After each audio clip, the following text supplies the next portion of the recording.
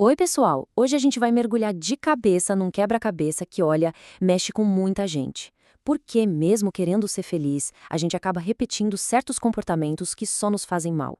A resposta, muitas vezes, está escondida lá no nosso passado, e é justamente essa conexão que a gente vai tentar entender melhor hoje. E tudo começa com essa pergunta aqui. Ela foi feita numa comunidade online por alguém que estava tentando se entender. E é uma pergunta muito forte, né? Ela vai ser o nosso guia nessa análise de hoje. Vamos buscar as respostas nas experiências que foram compartilhadas e no que os estudos dizem sobre o assunto. Bom, para começar a desembolar esse novelo, o primeiro ponto-chave é entender que a nossa infância funciona como se fosse um projeto, sabe? A planta baixa do resto da nossa vida. Pensa só, as primeiras relações que a gente tem na vida ensinam pra gente que é normal.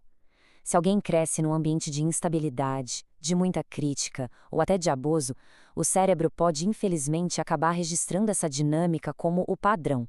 É o que a pessoa conhece, é a primeira referência dela de como os relacionamentos funcionam. E essa citação aqui, olha, ela resume o problema de um jeito perfeito. Aquilo que é familiar traz uma sensação estranha de conforto, mesmo que seja algo doloroso. Um relacionamento caótico pode parecer errado para quem vê de fora, mas se o caos era regra na infância, a calmaria de um relacionamento saudável pode parecer esquisita, até meio sem graça ou falsa. E isso nos leva direto para a próxima peça desse quebra-cabeça. Se a infância cria um modelo, por que exatamente a gente sente essa compulsão de repetir essas experiências, principalmente as que foram ruins? Essa é a pergunta de US$ 1 milhão, não é? Por que voltar para o fogo depois de já ter se queimado? A psicologia, felizmente, nos dá algumas pistas bem interessantes sobre essa tal compulsão à repetição. Existem algumas razões principais para isso acontecer. A primeira, como a gente viu, é a busca pelo que é familiar. O cérebro às vezes prefere um inferno que ele já conhece a um paraíso desconhecido. A segunda é uma tentativa lá no inconsciente de finalmente vencer o trauma. É como se a mente pensasse, dessa vez, agora que sou adulto, o final vai ser diferente. E por fim, tem um desejo muito profundo de reescrever a própria história e finalmente ter algum controle sobre uma situação em que, antes, a pessoa se sentia totalmente impotente. Mas essa repetição de padrões não acontece do nada. Geralmente, ela aparece através de papéis bem específicos e muitas vezes destrutivos que a gente assume nos relacionamentos. Vamos dar uma olhada em alguns deles. A codependência é muito mais do que só se importar demais com alguém. A vida da pessoa começa a girar em torno de agradar, de cuidar ou de controlar o parceiro. O relacionamento vira o centro de tudo, quase como se fosse um vício mesmo. E isso muitas vezes nasce em lares onde o amor era condicional, sabe? Onde a criança aprendeu que para ser amada, ela precisava cuidar das necessidades dos outros antes das suas próprias. E aqui nesse quadro a gente vê a diferença gritante, né? De um lado, no amor saudável, a gente tem reciprocidade, crescimento, do outro, nesse amor que a gente chama de patológico ou codependente, o que tem a obsessão, medo, um sacrifício que não constrói nada, pelo contrário, destrói a identidade de quem ama. A diferença básica é que um te nutre, o outro te consome. Esse aqui é outro padrão super comum. A pessoa com o complexo de Salvador se sente atraída por parceiros que precisam de conserto. A fantasia é que o amor dela vai curar o outro. Só que muitas vezes essa necessidade de salvar reflete uma infância em que a pessoa aprendeu que o seu valor vinha de cuidar dos outros. Talvez de um pai ou uma mãe que era instável. É um jeito de mascarar a própria dificuldade em cuidar de si. E aí a gente chega no outro lado da moeda, que muitas vezes é a figura que atrai os codependentes e os salvadores. Um narcisista perverso é um mestre da manipulação. A principal característica dele é essa dualidade. Por fora, para todo mundo ver, é uma pessoa impecável, encantadora. Mas a portas fechadas, o comportamento é abusivo. Para eles, as pessoas são como objetos que servem para atingir seus objetivos. Mas como é que essa dinâmica tóxica se desenrola na prática? O narcisista não age de forma aleatória.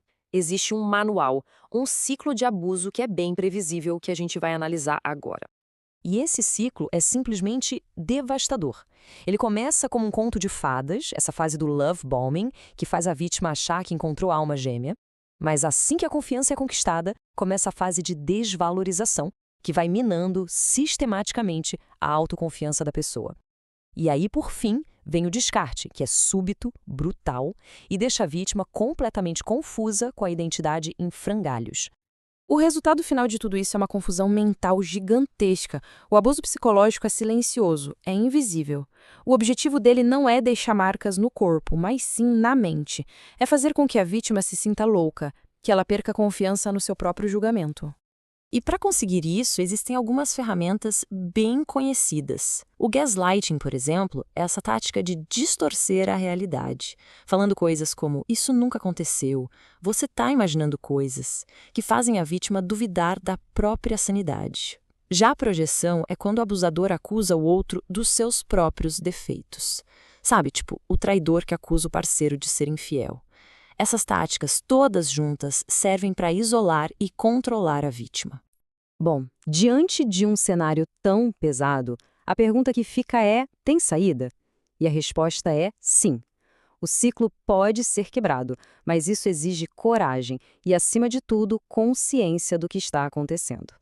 Primeiro, é muito importante reconhecer o tamanho do estrago. Sair de um relacionamento abusivo não é como terminar um namoro qualquer. Deixa sequelas muito profundas, que podem levar anos para cicatrizar. A pessoa pode se sentir perdida, como se a vida tivesse parado no tempo. Então, aqui está o pulo do gato. A cura começa com conhecimento. Entender o que é o narcisista, o que é a codependência, reconhecer as táticas de manipulação. Essa consciência é como acender uma luz que começa a dissipar toda a confusão. É finalmente dar nome àquilo que se viveu. E essa última citação nos mostra o caminho. A jornada de recuperação é para dentro. É sobre oferecer a si o cuidado, a proteção e os limites que talvez não tenham sido recebidos lá na infância. É um processo de pegar a própria vida de volta nas mãos e aprender a ser gentil consigo. E a gente termina com essa reflexão. Talvez essa compulsão de salvar o outro seja, no fundo, um chamado para salvar a si. Quebrar o ciclo da autossabotagem não é sobre encontrar a pessoa certa, mas sim sobre se tornar a pessoa certa para si.